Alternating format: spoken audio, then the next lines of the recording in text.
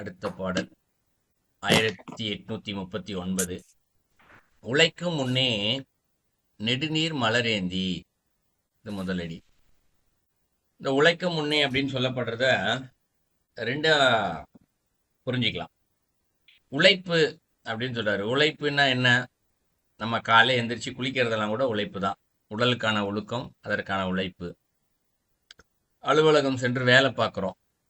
ஏன் வேலை பார்க்கணும்? நமக்கு பொருள் தேவை இல்லையா? உடம்பை வருத்தி மனதை வருத்தி அதனால் பொருளை ஈட்டுகின்றோம். இது எல்லாமே உழைப்பு தான். இன்னொன்று, காலையில் எந்திரிக்கிறதுல இருந்து நம்ம ஏதாவது ஒரு வேலை செஞ்சுக்கிட்டு தான் இருக்கோம். அன்றாட வேலை, பல் தேய்க்கிறது கூட ஒரு வேலை தான். வீட்டில் சிறு வயதில் ஏதாவது விளையாண்டுக்கிட்டு இருப்பாங்க பசங்க. அப்போ யாராவது பெரியவங்க சொல்லுவாங்க, காலையில் எந்திரிச்சு ஏதோ ஒன்று பண்ணிட்டு இருக்கே, போய் பொழப்ப பாடுறா அப்படின்னு ஒரு வேலையை சொல்லுவாங்க. ஒரு வார்த்தையை பயன்படுத்துவாங்க, வேலையை பாரு அப்படின்னு. காலைல போய் ஏன் எதுவும் வேலை தான். பல் தேய்க்கிறது, எல்லா வேலையும் ஒழுக்கம், குளிக்கிறது, இதெல்லாம் கூட வேலை தான். எதா இருந்தாலும்.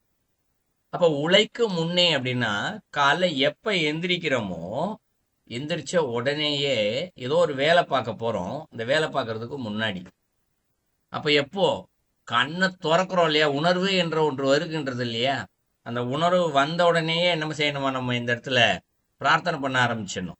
அது எப்படி சொல்றாரு? நெடுநீர் மலர் ஏந்தி அப்படின்னு சொல்றாரு. நெடுநீர் அப்படிங்கிறது. நெடுநீர் அப்படின்னா இப்போ நம்ம பேச்சு வாக்கில் ஒன்று சொல்லுவோம், நெடுஞ்சாலை அப்படின்றத பயன்படுத்துவோம். ஏன்? அது வாட்டுக்கு போய்கிட்டே இருக்கும், பல கிலோமீட்டர் தூரத்துக்கு. எவ்வளோ தூரம் போகணுன்னே தெரியாது. ஒரு நாள் பயணம் பண்ணாலும் பயணம் பட்டுக்கிட்டே இருக்கலாம், அது வாட்டுக்கு போகும் நெடுஞ்சாலைன்னா. அப்போ அதுபோல நெடுநீர் அப்படின்னா ஒரு காவேரியோ கங்கையோ ஏதோ ஒரு ஆற்று நீர் எடுத்துக்குவோம். அது ஆரம்பிக்குது எங்கன்னு தெரியாது, முடிவு எங்கே இருக்குன்னு தெரியாது, அவ்வளோ தண்ணி. இப்போ அதை மானசீகமாக நம்மளால் எடுக்க முடியும்ல.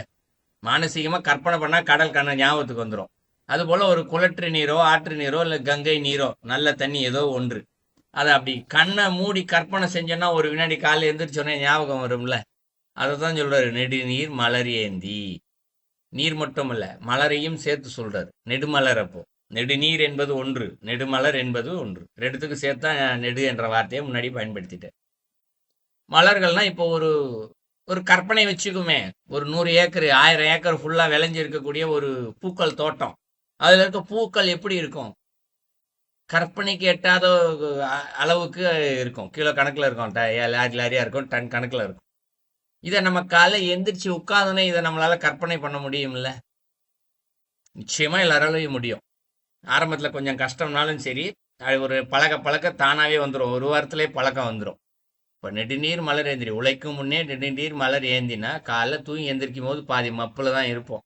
அந்த நேரத்தில் என்ன பண்ண ஆரம்பிச்சிடணுமா, இந்த இறைவனுக்கு நம்மளுடைய மனசுக்குள்ள எந்த அளவிற்கு பக்குவம் வலிமை இருக்கிறதோ அந்த அளவிற்கு நீரை முதல்ல நினச்சிக்கணும், அந்த அளவிற்கு பூக்களை முதல்ல நினச்சிக்கணும். மலர் ஏந்தி. ஏந்துதல்னா 2 கையில ஏற்றி வச்சுக்கிட்டு இருக்கிறது எதுக்கு? இறைவனுக்கு சமர்ப்பிப்பதற்காக, பிரார்த்தனை பண்றதுக்காக. பிழைப்பின்றி ஈசன் பெருந்தவம் பேணி அப்படின்னு சொல்றாரு. பிழைப்பு அப்படின்னா 2 பொருள் இருக்கு. ஒன்று வாழ்க்கை, வாழ்க்கை என்பதும் பிழைப்பு தான். குற்றம் அப்படின்னு ஒரு பொருள் இருக்கு. பிழைப்பு என்றால் குற்றம் என்று ஒரு பொருள் இருக்கு. அப்ப பிழைப்பு இன்றி அப்படின்னா குற்றம் இல்லாத நிலையில். எது குற்றம் இல்லாத நிலையில்? காலைல தூங்கி எந்திரிச்சோன்னே இதை வேற செய்யணுமான்னு மனசு நினைச்சிருச்சுன்னா குற்றம் தான். இப்போ டெய்லி இதை செய்ய சொல்றாரு. காலைல எந்திரிச்சோடனே டெய்லி இந்த பூஜை பண்ணோம். சிவ பூஜைக்கு புதுசாக ஒரு இது சொல்லி கொடுக்குறாரு, எப்படி செய்யறதுன்னு. கோயிலுக்கு போய் சிவன் முன்னாடி நிற்கிறது மட்டும் சிவ பூஜை அல்ல, இதுவும் ஒரு வழி. போன பாடலில் ஒரு வழி சொல்லி கொடுத்தாரா, அது போல் இங்கே ஒரு வழி சொல்லி கொடுக்குறாரு. ஸோ குற்றம் இல்லாமலாம் காலைல எழுந்திரிச்சோன்னே இந்த பூஜையை வேற செய்யணுமா, சரி ஓகே செய்வோம் அப்படின்னு சொல்லிட்டு ஒரு சலிப்போடு செய்தால், சோம்பேறித்தனத்தோடு செய்தால் அது குற்றம். அது இருக்கக்கூடாது. ஆர்வம் இருக்கணும். நம்ம எந்த செயல் செய்கிறோமோ அந்த செயலில் ஒரு ஆர்வம் இருக்கணும். நம்ம புதுசாக காலையில் ஏதோ ஒரு செயல் செய்ய போகிறோம், ஒரு கார் வாங்க போகிறோம், வீடு வாங்க போகிறோம், இல்லை வீட்டில் ஒரு நிகழ்வுனா காலைல எவ்வளோ தூக்கம் இருந்தாலும் அடிச்சு பிடிச்சி காலைல முதல்ல எந்திரிச்சு அதை செய்கிறோம்ல, ஒரு ஆர்வம் வந்துடுது இல்லை? அது போல் இருக்கக்கூடிய ஒரு ஆர்வம், மேற்கொண்டு சிரத்தை. அப்போ குற்றம் இல்லாத நிலையில் பிழைப்பின்றி அப்படின்னு சொல்லிட்டு ஈசன் பெருந்தவம் பேணி அப்படின்னு சொல்றாரு. ஈசன்னா யாரு? இறைவன் தான். உலகத்தில் இருக்கக்கூடிய அத்தனை ஜீவராசிகளுக்கும் தலைவனாக இருக்கக்கூடியவர் தான் ஈசை. அந்த இறைவனை பூஜை செய்யணுமா? எப்படி செய்யணும்? பெருந்தவம் பேணி அப்படின்னு சொல்றாரு.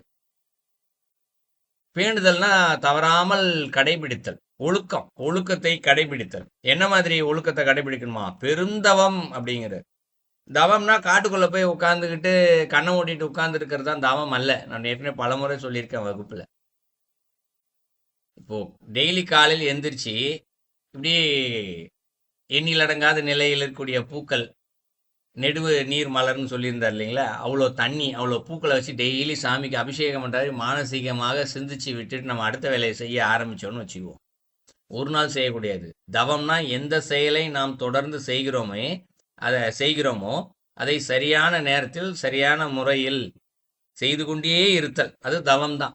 இப்போ காலையில் எந்திரிச்சோன்னே யாருக்காவது குளிக்கிற பழக்கம் இருக்கும். தூங்கி எந்திரிச்சோன்னா நேர போய் குளிச்சுட்டு தான் அடுத்த வேலையை பார்ப்பாங்க. அப்போ அது தவம். நாம அந்த அளவுக்கு இல்லை. டெய்லி தூங்குறதையே தவமா செஞ்சுக்கிட்டு இருக்கோம். அதுவும் தவம் தான். தூங்குறதும் தவம் தான். டெய்லி நைட்டு போய் படுக்கிறது. ஆனால் அது தவமா என்று கேட்டால், நினைச்ச நேரம் போய் படுத்து தூங்கணும்னா அது தவம் அல்ல.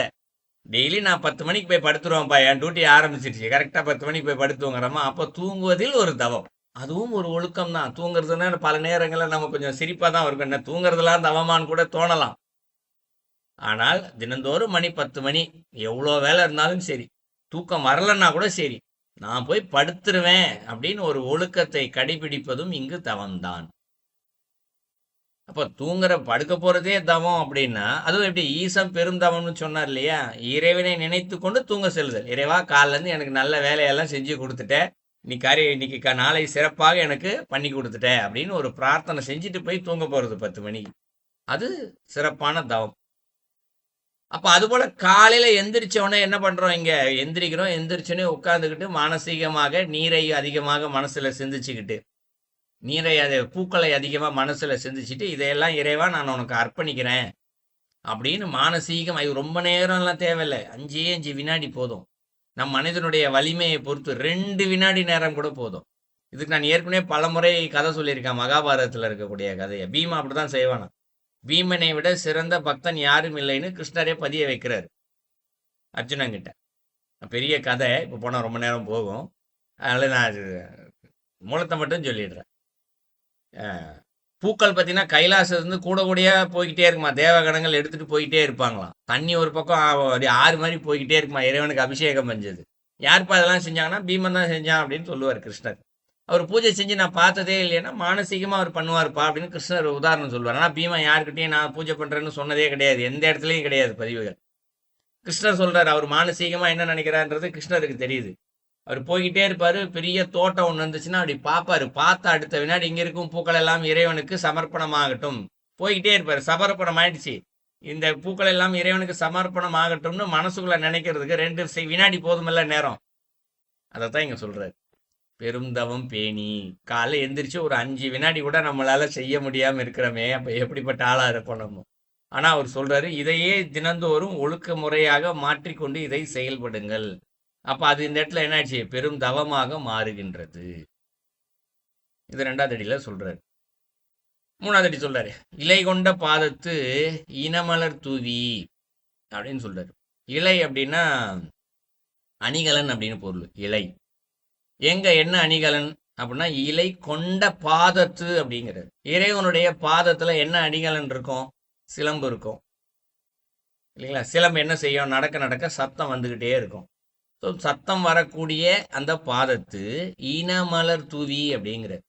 இப்போ நம்ம மனசுக்குள்ள, இப்போ நம்ம உடம்புக்குள்ள இப்படி கையை வச்சோன்னு வச்சுக்குவோம். லேசா டக்கு டக்குன்னு ஒரு சவுண்டு கேட்கும் இல்லையா? இருதயம் துடிக்கிற சவுண்டு ஒன்று கேட்கும். இப்போ மானசீகமாக காலைல தூங்கி வச்சுனே கண்ணை மூடி இப்படி உட்கார்ந்தவனே அந்த சத்தம் ஒரு வினாடி வருதா? சத்தம் வந்தவனே இறைவன் உள்ளே திருநடனம் புரிந்து கொண்டிருக்கின்றார். ஏன்னா இந்த உலகத்தில் அசையக்கூடிய ஒவ்வொரு அசைவுக்கும் நடராஜ பெருமாள் தான் காரணம். அவர் நடனம் ஆடிக்கிட்டே இருக்கிறதுனால தான் ஒவ்வொரு பொருளும் அசைஞ்சிக்கிட்டே இருக்கு. அப்படின்னா இப்போ நமக்குள்ள இருதயம் துடிச்சிக்கிட்டு இருக்கிறதுக்கு காரணமும் அவர் தானே. நம்ம உள்ள போய் அந்த இருதயம் துடிக்கிறதுக்கு எந்த ஃபியூலும் போடல, உள்ள எந்த கரண்ட்டும் கொடுக்கல, அது ஆட்டுக்குள்ள ஆடிக்கிட்டே கிடக்கு. அப்போ காலையில தூங்கி எழுந்துச்சு கண்ணை மூடி கையை இப்படி மனசீகமா வச்சு நினைச்சோம்னா இந்த சத்தம் கேட்கும். சத்தம் கேட்கும் போது ஆகா இறைவன் உள்ள திருநரம் பிடிச்சிட்டு இருக்காருப்பான்ற எண்ணம் சிந்தனை இருக்கு இல்லையா? அதைத்தான் இங்க சொல்றாரு. அந்த சிந்தனை நடராஜர் நடனம் புரிஞ்சுக்கிட்டு இருக்காருன்னு நினைச்சு அவர்கிட்ட நம்ம எந்த பூவையும் எந்த தண்ணீரையும் அது நெடுமலர் ஏந்தி அப்படின்னாரு இல்லையா, நெடுமலரை ஏந்தி கொண்டுதான் நிக்கிறோம் பூத்தலை. அப்போ இறைவனை என்ன பண்றோம் அடுத்து? காலையில எந்திரிச்சு குற்றமில்லாத நிலையில இறைவன் எனக்கு இவ்வளோ அருள் செய்றியே அப்படின்னு நினைச்சு இருதயத்துல எங்க கையை வச்சு அந்த சத்தத்தை பார்த்து ஆஹா இறைவன் எனக்குள்ள நடனம் புரிஞ்சுக்கிட்டு இருக்காருப்பா நினைச்சு அவருக்கு என்ன செய்யணுமா? இனமலர் தூவி அப்படிங்கிறார் இல்லையா, இப்பதான் கையில ஏந்தி வச்சிருந்துவேன் தண்ணியையும் பூக்களையும், அதை அங்க தூவணும். மானசீகமா செய்யுது. இதெல்லாம் 2 வினாடி 3 வினாடி செய்தா போதும் தினந்தோறும் இதை. அடுத்து என்ன சொல்றாரு? மலை கொண்டல் போலவே மண்ணி நில்லீரே அப்படின்னு சொல்றாரு. மலை எல்லாருக்கும் தெரியும். கொண்டல் கொண்டல்னா மழை நீர் இருக்கக்கூடிய மேகம், கருமையான மேகம். அத மாதிரியே மண்ணி நில்லீரே அப்படிங்கிறார். அது போலவே அப்படின்றார் இல்லையா. மலை ஒரு பக்கம் வந்துகிட்டே இருக்கு, இன்னொரு பக்கம் வானத்துல கருமையான மேகம் இருக்கு. அது போலவே மண்ணினா நிலை பெறுதல், அந்த இடத்த நிலை பெற்று நீங்க நில்லுங்கள் அப்படின்னு பொருள். இப்ப 4வது அடியில் இருக்கக்கூடிய மலை கொண்ட மேகத்தை எப்படி புரிஞ்சிக்கலாம் அப்படின்னா, இப்போ இந்த உலகத்துல ஒரு மழை நேரத்துல மழை பெய்யுதுன்னு வச்சுக்குவோம். அந்த மழையானது இது நல்ல தண்ணி, இது கெட்ட தண்ணி, இது நல்ல மண், இது கெட்ட மண் அப்படின்னு அது பிரிச்சு பார்த்து மழை பெய்யறது இல்லை. எல்லா இடத்துக்கும் ஒரே மாதிரி தான் பெய்யுது. இவர் நல்ல மனிதர், இவர் கொஞ்சம் நான் அதிகமா மழை பெஞ்சிக்கிறேன், இவர் கெட்ட மனிதர், நான் இவருக்கு கொஞ்சோண்டு மழை பெஞ்சிக்கிறேன் அப்படின்னு பெஞ்சிக்கிறது இல்லை. ஒரு இடத்துல மழை பெய்யணும்னு முடிவாகி போச்சுன்னா மொத்தத்துக்கும் ஒரே மாதிரி தான் மழை பெய்யும். அதே போல மேகங்கள், கருமையான மேகங்கள் மழை பெய்யும் போது எப்படி இருக்கும்? எந்த இடத்துலையுமே வானமே தெரியாது. மழை விட்டுடுச்சின்னா வேணா சொல்லிக்கலாம், அங்கங்க செதறி இருக்கு. அந்த மாதிரி நீங்க என்ன பண்ணுங்க, பிரார்த்தனை பண்ணும்போது மொத்த உலகத்துக்கும் நல்லா இருக்கணும் இறைவா என்பது இங்கு பிரார்த்தனை. மழை கொண்டல் போலவே அப்படிங்கிறார். மழை தண்ணி எப்படி நல்லது கெட்டது இல்லாம மழை பெய்யுதோ அதுபோல நாமும் என்ன செய்ய வேண்டுமா? உலகத்தில் இருக்கக்கூடிய அத்தனை ஜீவராசிகளுக்கும் நன்மை நடக்க வேண்டும். இதை பிரார்த்தனை பண்ணணும்.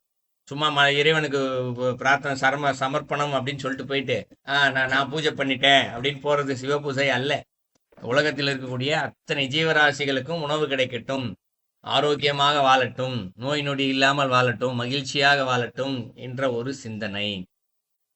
நம்ம எல்லாருக்கும் யாராவது ஒருத்தர் பிடிக்காத நபர் ஒருத்தர் இருப்பார். ஏன்னா அவங்க நம்மளை ஏதாவது திட்டிருப்பாங்க, கோவப்படுற மாதிரி செஞ்சிருப்பாங்க ஏதாவது ஒன்று. அப்ப அந்த நேரத்துல மனித இயல்பு அதை செய்யும். எனக்கு அவரு பிடிக்காது, அவருக்கு மட்டும் இதெல்லாம் கிடைக்க கூடாது, இப்படிலாம் தானா தோணும்.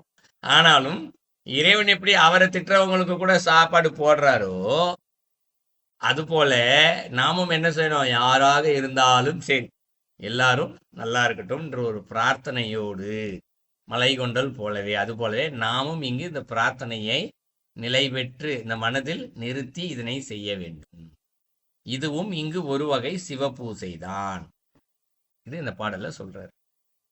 இப்ப நாளடிக்கும் சேர்த்து பொருள் பார்க்கும் பொழுது, காலையில எழுறோம், எழுந்த அடுத்த வினாடியே நாம் மானசீகமாக நம் மனதிற்குள் நீரையும் பூக்களையும் ஏந்தி நிற்க வேண்டும்.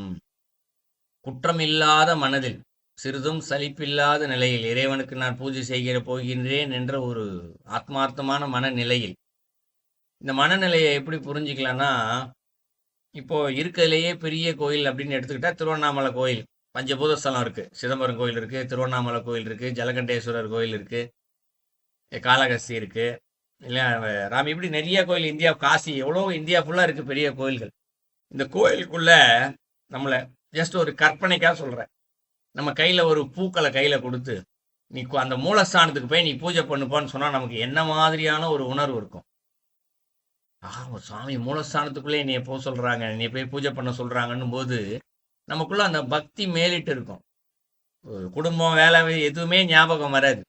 டெய்லி இந்த பூஜையை பண்ண சொன்னாங்கன்னா 3வது நாளே குடும்பம் ஆபீஸ்லாம் ஞாபகத்துக்கு வந்துடும். பேருக்கு பூவை போட்டுக்கிட்டு இருப்போம், அந்த சாமிக்கு இந்த சிரத்தெல்லாம் இருக்காது, அது இயல்பு. ஆனால் முதல் முறை போகும்போது ஒரு சிரத்தை இருக்கும் இல்லையா, அதுபோல் சிரத்தையோடு காலையில் எழுந்ததுமே அந்த எண்ணம் வரணும், அப்பாடா இறைவா உன் கருணையால் எந்திரிச்சிட்டேன் அப்படின்னு எந்திரிச்சு அந்த பூக்களையும் நீரையும் குற்றமில்லாத நிலையில், அதாவது குற்றமில்லாத சிந்தனை, இறைவா உனக்காக நான் இந்த பூக்களை இதெல்லாம் செய்கிறேன், எனக்கு இவ்வளோ விஷயம் செய்கிறேன், எவ்வளோ நல்லது செய்கிறேன்ற இறைவன் செய்வதையெல்லாம் எண்ணி பிரார்த்தித்து இந்த இருதயத்திற்குள் இருக்கக்கூடிய அவரது சத்தத்தை அவருடைய திருப்பாத சத்தமாக பார்த்து பாவித்து அதற்கு அந்த பூக்களையும் நீரையும் அபிஷேகம் செய்து எப்படி மழை நீரை எல்லாருக்கும் பொதுவாக பெய்கிறதோ அதுபோல் நாமும் இங்கு அனைவருக்கும் பொதுவாக பிரார்த்தனைகளை செய்து நிலையாக நில்லுங்கள். தினந்தோறும் நிலையாக நில்லுங்கன்னா நான் டெய்லி இதெல்லாம் செஞ்சுக்கிட்டே இருங்க அப்படின்னு பொருள். சும்மா 2 நாள் செய்யுங்க, நான் 1 வாரம் செய்யுங்க, 48 நாள் செய்யுங்கன்றது கணக்கு இல்லை. மண்ணின் இல்லீரே என்னைக்கும் நிலையாக இதை செய்து கொண்டே இருங்கள் அப்படின்னு சொல்றாரு. இதுவும் ஒரு வகையான சிவ பூஜை தான். அந்த பாடலுடைய கருத்து.